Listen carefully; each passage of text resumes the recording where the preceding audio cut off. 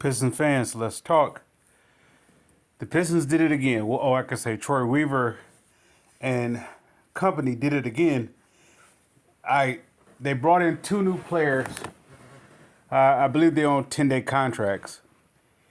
The likes of I think it's Hampton and Eugene Amorori. I I think one is a point guard and one is a shooting guard. Even though they are on a 10-day contract, of course I extend them for another 10 or the remainder of the season. I they put the remaining of what class was that? The Killian class? I don't know. Was that 19 season or 18 season? 19 season? Maybe the 20th season. I don't know which one. Lottery that it was Killian and Bay and Stewart. That class is finna be wiped out.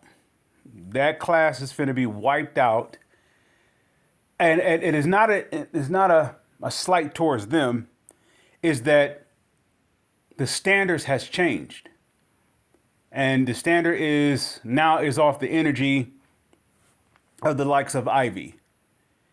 Anyone who doesn't play with that kind of intensity, I don't see them making this team. So you're really gonna have to hit the ground running. If you do one thing well, you have to do that. You have to hit that ground running with that one thing that you do well. What makes Kate so like what he does so well is that he does a multiple amount of things well, not just three things. He could do maybe 10 things well. So he's like a Swiss Army knife. Yet he's not deficient in any of those 10. So he's, let's say if he's a mid-range, if we have a mid-range game, his mid-range is, let's say, I'm going to say around about 80%, right? And let's say if he's good at free throws, he's like 80%. So what I'm saying is, if, Cade is a guy that can do a multiple amount of things at the equal pace as excuse me. So I'm not needing him to be let's see the foundation. I don't need him to be the foundation. I do need him to be, let's say,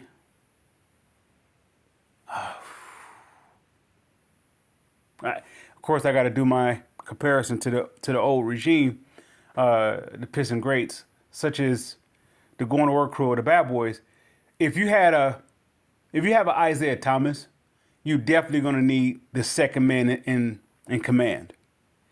Yet, it's not the second man in command in the same position per se, or the same type of player. It's more so they are generals at their pace.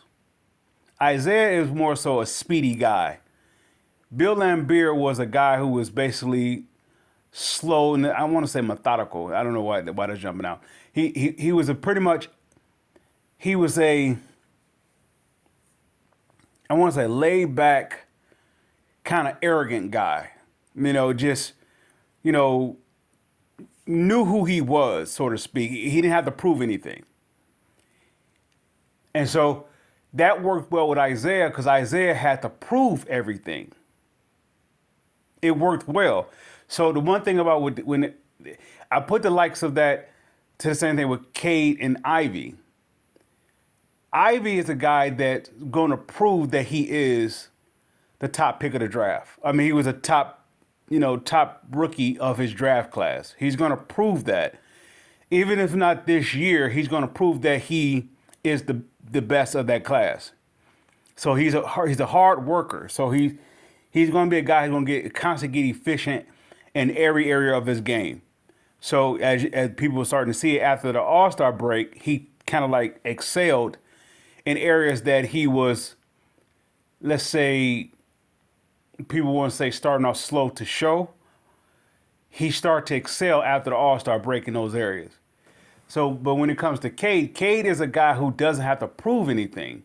it pretty much everything was given to him already. Not from the Pistons standpoint, but just from him being the consensus, overall pick of his draft class.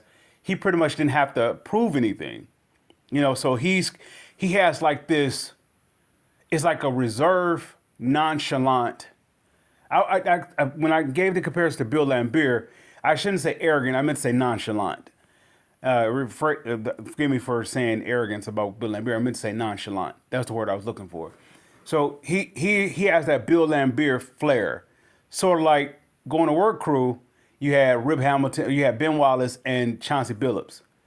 They was the two guys that they offset each other. Ben Wallace was the hard worker who has to prove everything, prove it to himself, not to anybody else, but prove it to himself that he want to be, that he want to be the best at what he can do, and all that. And Chauncey, on the other hand, is a guy who is nonchalant, like really didn't have to prove anything. So he balanced Ben, and we saw once that fell apart, Ben left and then Chauncey left. You saw there was nothing left. So I say that to say that about Cade and Ivy, they offset each other, such as like Joe Dumars and Isaiah Thomas did. They offset each other. They are perfect complements. So when I say that, I say this about Killian. Killian game doesn't really complement. His game is more so street ball. It's not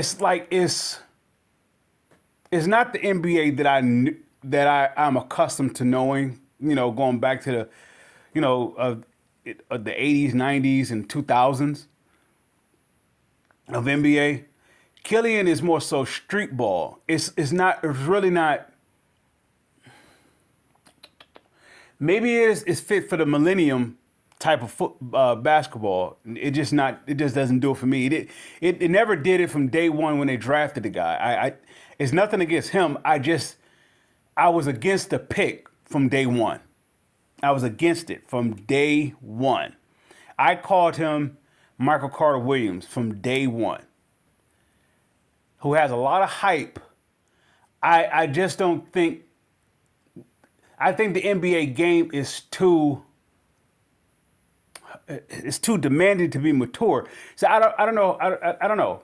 That may be a bit of a debate based upon how the basketball sport is ran now. It's pretty much it's nowhere near where it used to be a orderly, like a fundamental type league. Now it's just more so just street ball.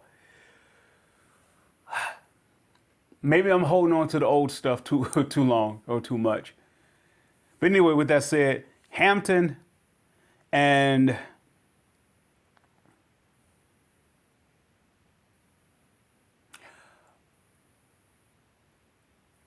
Mo, I like their hunger. It reminds me of that Ben Wallace hunger, or Chauncey Billups hunger, that I have to prove myself. I enjoy that. They're not lottery picks. They're not draft picks. They're 10-day contracts. They have to prove it. This is why I'm so high on Wiseman, because even though he's a high draft pick, he's still at the place where he has to prove himself. And it creates this hunger. That's where the Pistons thrive the best or the most, is when they are hungry. All right. Now, that whole regime of going to work is pretty much done. Now, this new group, this class, whatever you want to say, phase, how you ever want to do it, they're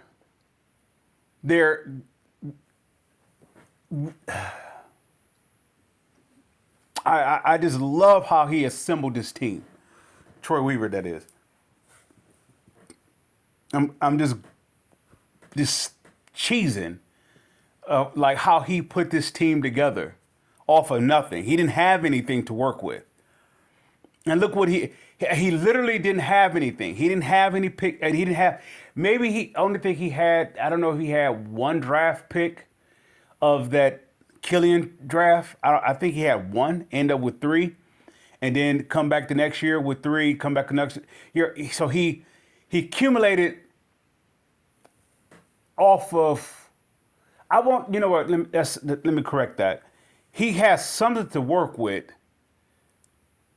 It is nowhere near what he had to work with served his purpose. The fee, you know, Luke Kennard, Christian Wood. You know, he I mean, I don't know if he no Christian Wood. I think he just signed with Houston. I don't know if he traded him, but anyway, he had something to work with, but very little to work with, and he was able to. Is this that's a sign of a good GM. That is the sign of a good GM. You have very little to work with, yet you it's like you out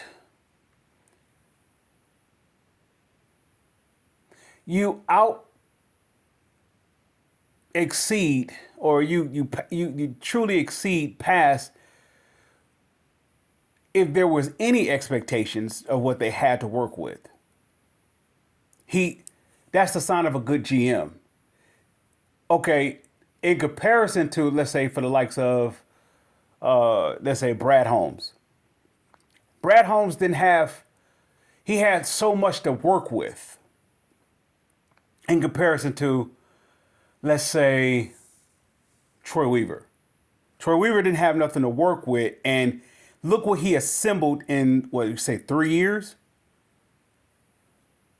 Wiseman is proven he no he well the moment that he came to the moment that he was traded to the Pistons proved that he wasn't a bust. Duran off of a he's Troy Weaver, man. I gotta stop. And if the fans say, you know, he's the Pistons is this or they trash, they are the exact same ones that jump on the bandwagon, be the first one. Like I told y'all that I was with them from day one. Yeah, I get that. Yet for the ones that really can just see what's being assembled,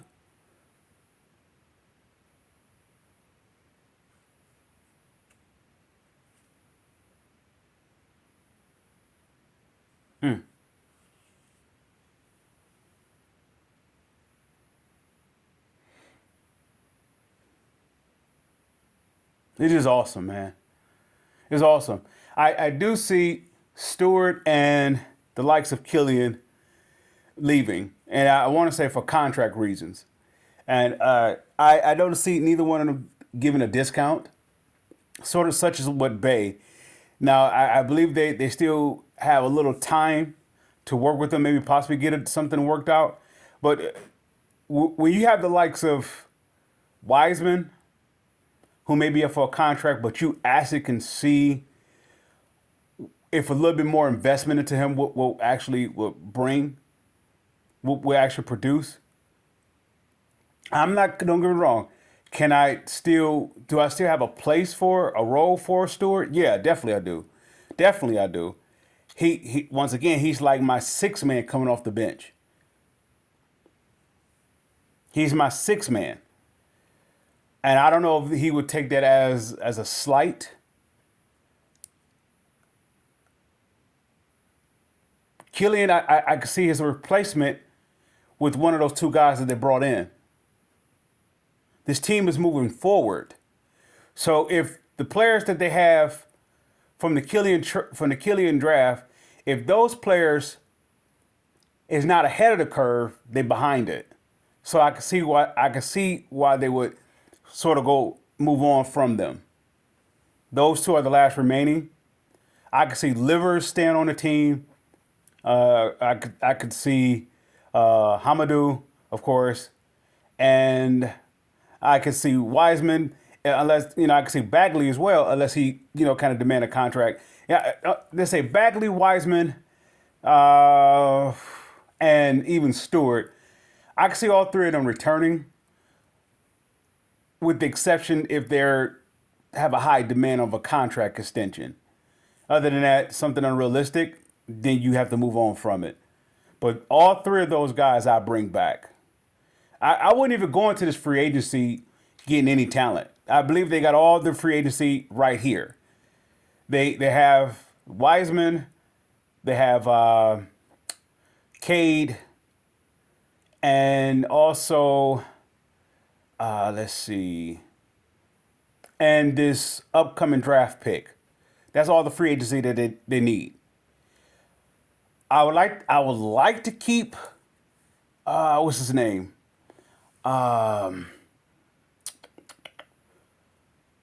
Jeez. I'm drawing to not Rodney McGruder. What's his name? What is his name? Is it Rodney McGruder? I think it could be him. If it's not, it's I'm drawing a blank with his name, but he's the veteran guy. I would like to keep him in the locker room. But I could also understand if you want to play for a contender or play for more minutes and more money. I can understand that too as well if he wants to leave. Yet the minutes that he's playing with now, they're going to be moved over because it's not so much as a log jam, is that the role that I would need him to play is in the locker room. You know, sort of been there, done there type, approach with the young guys. What I'm drawing a blank on this the gentleman name. Is it Joseph? Corey Joseph? Yeah, I think it's Corey Joseph. That's the guy I would keep if I could, for a decent contract. He's sort of like a coach assistant, so to speak, but a player's coach. But anyway, I'll conclude with that. But those two guys that they brought in on the contract, on the 10-day contract, or I don't know if they're going to keep it for the remaining, I believe they're going to take a strong look at them. If they are in consideration of worth a strong look, I want to say Killian Days is done. Here, that is. If they can possibly trade him for something, for a second round pick or something, to get something out of it, it's going to prove, once again, I'm not saying his value is second round. I'm saying if they can get anything for him, so be it. I will package if it comes down to if the contract extension is it's just too much that I don't really have to do it because of what I have coming in, already. So I don't have to re-sign him per se. Very specifically, if his contract demand or extension demands is just a little bit outrageous for me. I have a number in mind. The Pistons are in a good position to have numbers in mind for the likes of, let's say, Stewart, Wiseman, even Hamadou, any free agents or any player that's on the last year of their rookie contracts, etc. You have a number now. The Pistons are in that position that they have a number and they don't have to exceed it to get a player to come here. With that said, Pistons fans, I salute.